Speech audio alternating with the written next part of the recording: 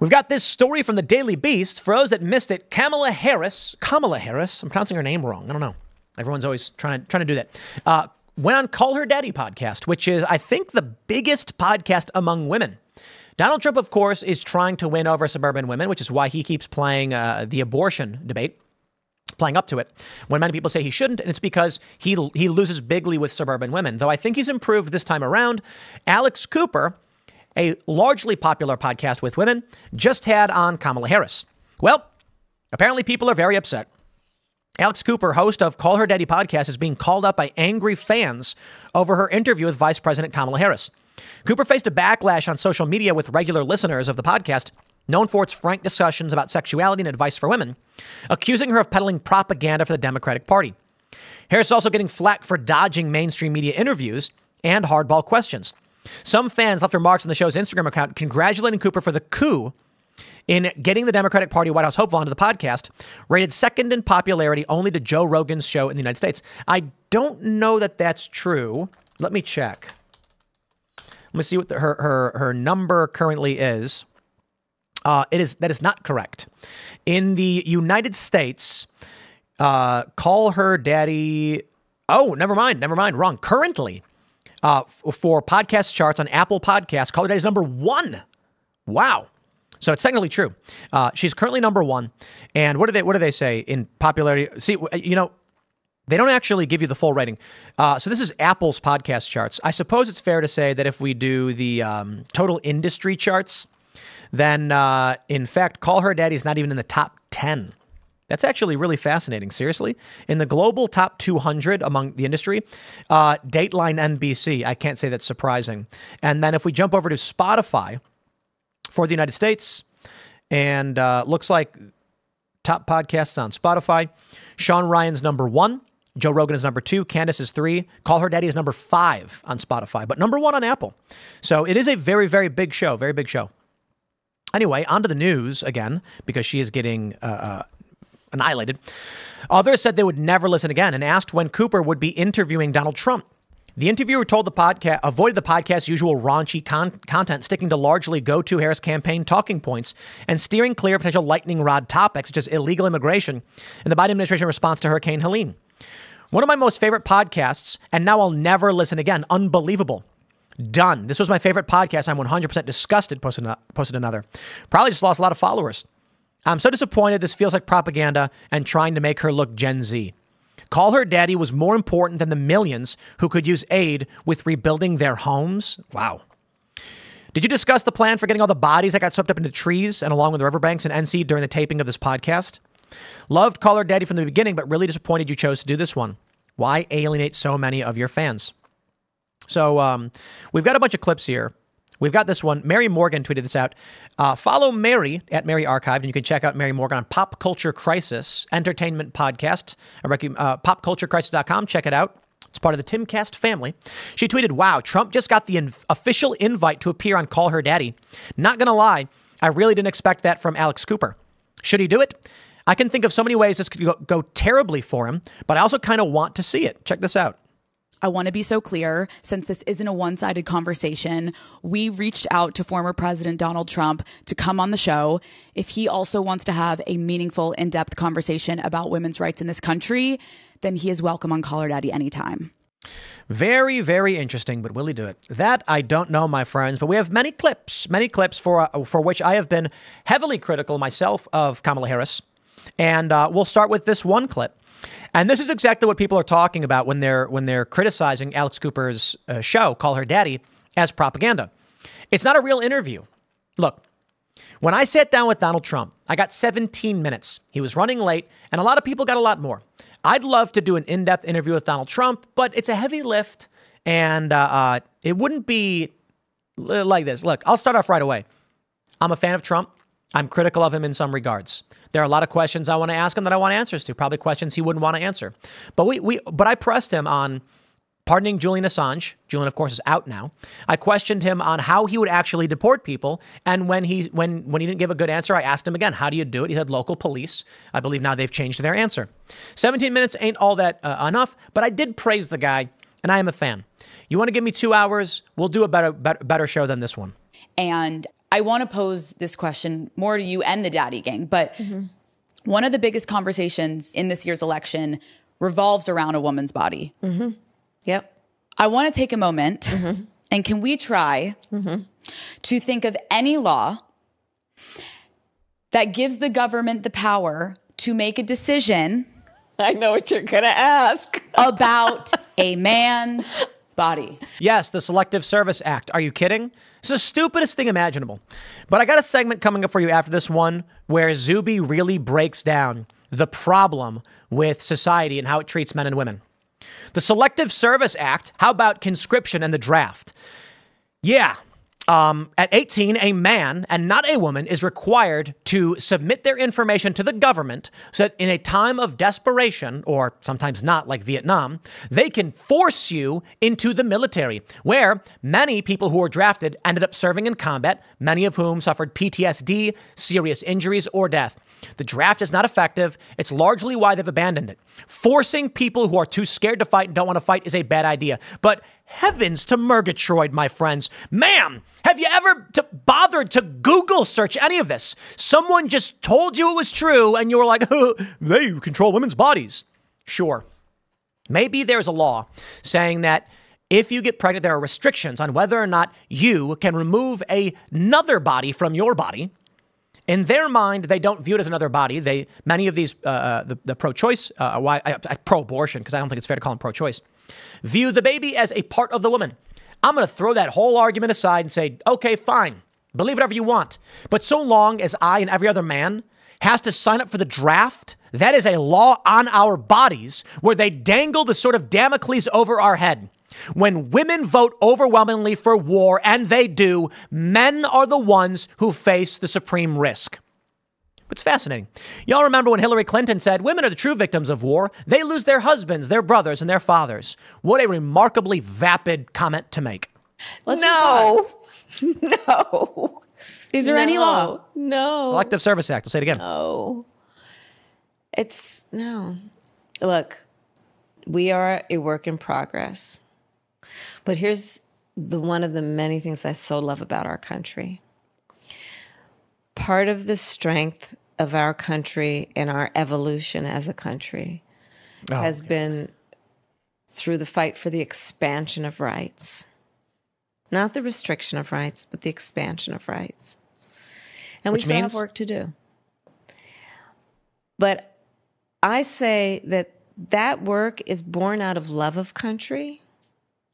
And it's hard work, but it's good work, and it's important work. Okay, how about Alex Cooper should be introduced into this? Is she on X? Can I tweet at her? Alex Cooper on X. And I'm going to say, which one is Call Her Daddy? Founder of Unwell. I'm just gonna send her she doesn't actually use this account. She never even tweets. Someone should just be like, Alex, Selective Service. And I'll tell you this, let's make a deal. Here's my deal. It is unconstitutional to require men to sign up for the draft and not women. Now, you want to make the argument, no. A lot of conservatives are like, heavens, I will never have my daughter go fight in war. Okay. Like, I understand why men fight, but this means that there are a couple different worlds. The Democrats live in a world where women get rights and expansions and then pretend that men don't have any of those restrictions and responsibilities. When in fact, they do.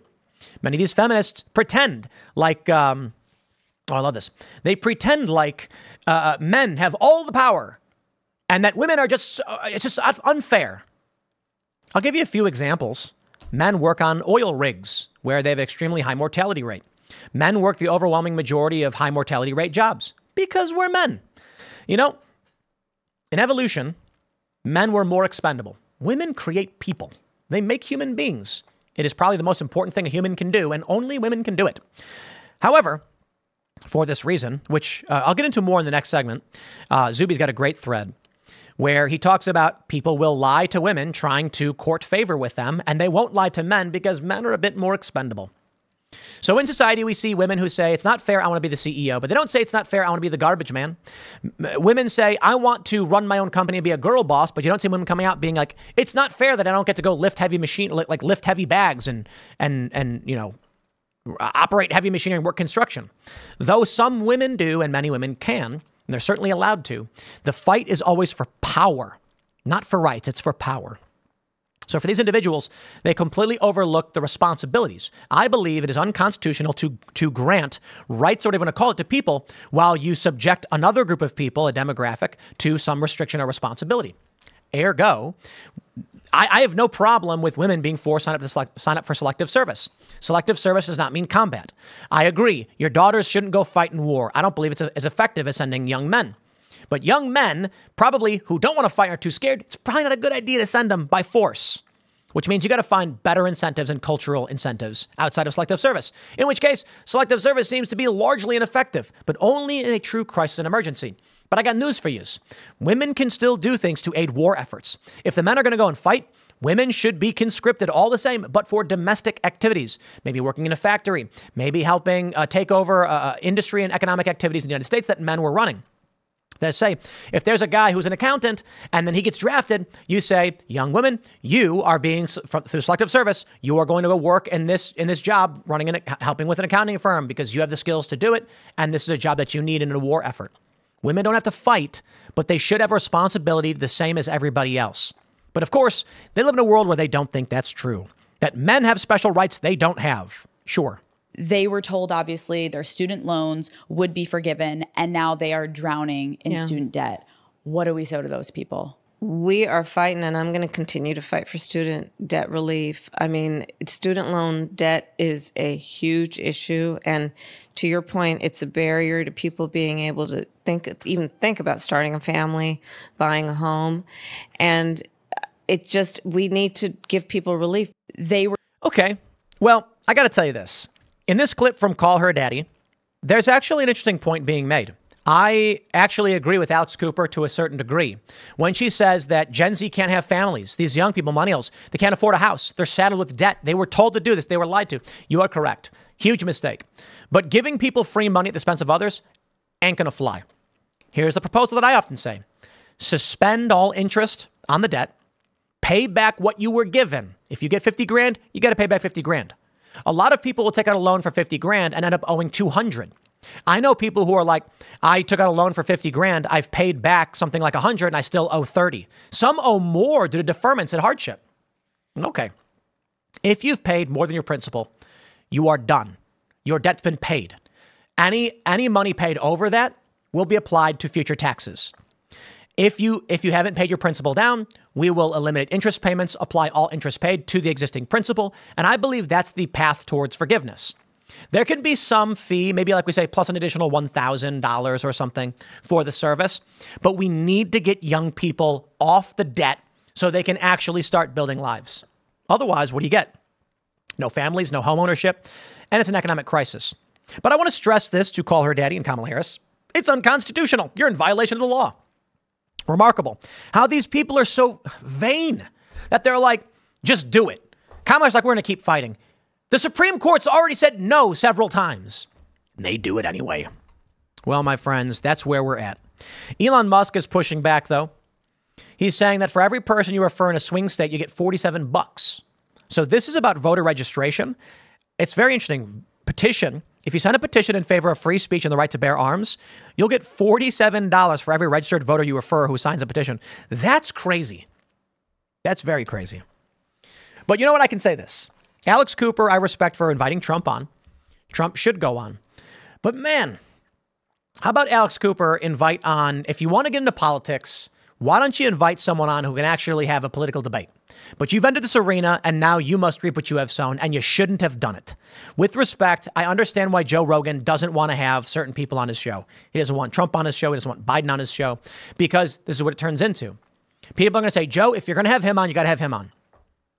Joe Rogan, my story, right? Joe Rogan has on Jack Dorsey, and he bombs. People are like, you didn't get to the issue. And Joe was like, I didn't know there was a big controversy like this. Now Joe has to make it up to his audience. So he invites me on, and Jack Dorsey and Vijay Agade. And we had that conversation. I got a big regret. I regret not asking them if there was government involvement. Didn't occur to me. That was a mistake. Overall, I think philosophically, we did well on that show. Joe knows if he brings on Donald Trump, half his audience is going to say, now bring on Kamala Harris. And then what is he going to do? Host a debate between them? Call Her Daddy played the game. Now she got to invite on Donald Trump.